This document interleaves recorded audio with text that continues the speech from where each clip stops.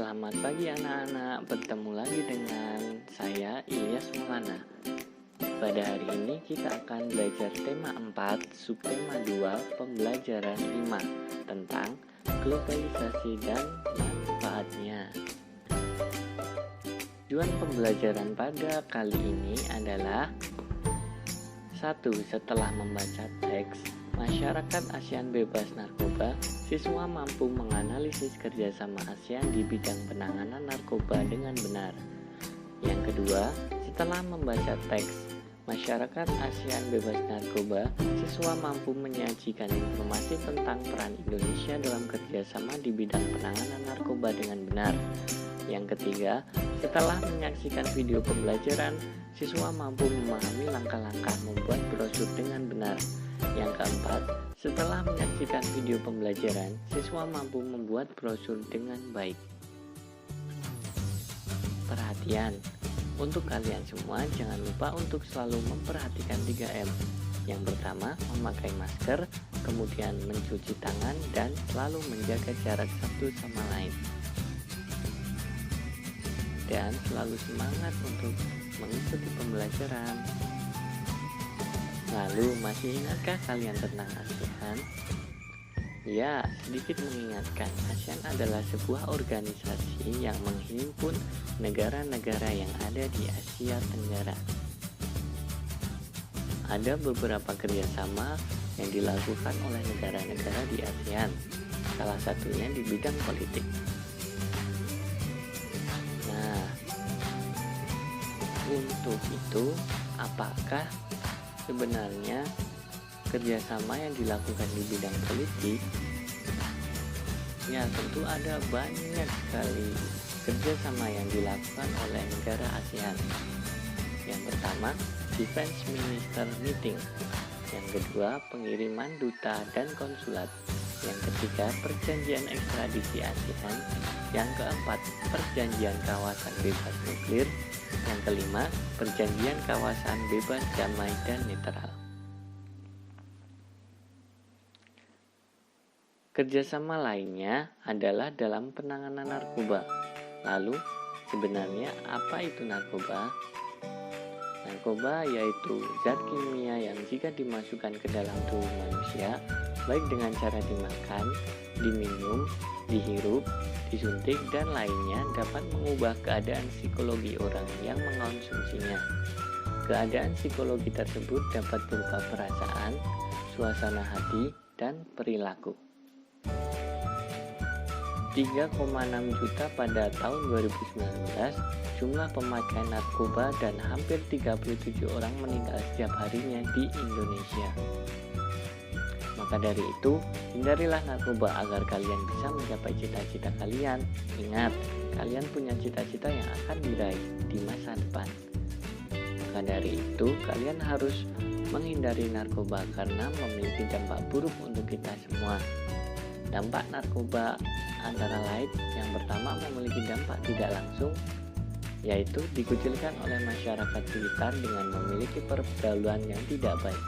Itulah mengapa banyak pecandu yang kemudian menjadi antisosial karena dikucilkan oleh masyarakat. Yang kedua, keluarga akan merasa sangat malu karena memiliki anggota keluarga yang mengkonsumsi zat terlarang.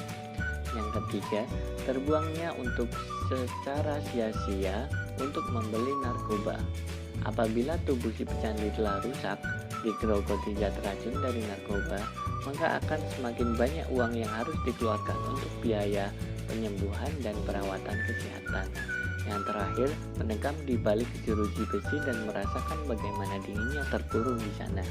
Itulah beberapa dampak tidak langsung dari narkoba. Kemudian, ada pun dampak langsungnya. Yang pertama, bagi tubuh manusia, gangguan pada jantung, otak, tulang, kulit, endorin, sistem pencernaan, paru-paru, sistem saraf, tulang, traktur urinarius, dan hemoproksik. Kemudian berkesempatan besar infeksi penyakit menular berbahaya seperti HIV, AIDS, hepatitis, dan TBC.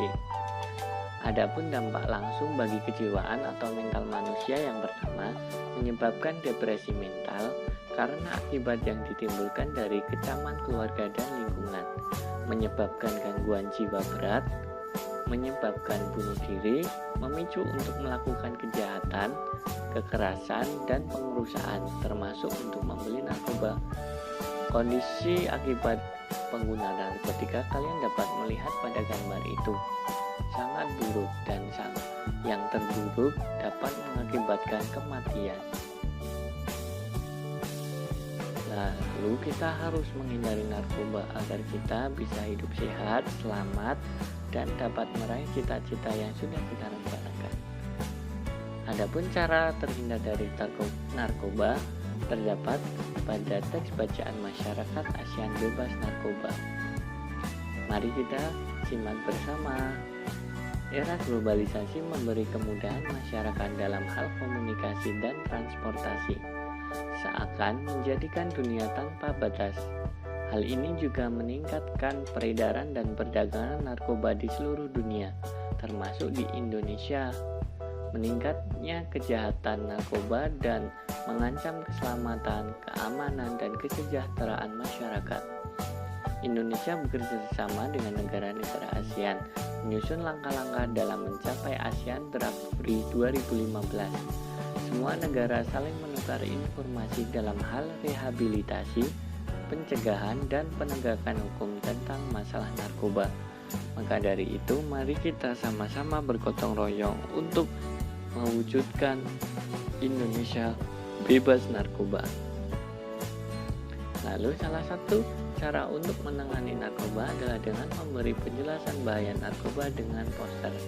Lalu, apa itu poster? Ya, poster adalah media publikasi yang terdiri atas tulisan, gambar, ataupun kombinasi antara keduanya dengan tujuan memberikan informasi kepada halayak ramai. Bagaimana cara membuat poster?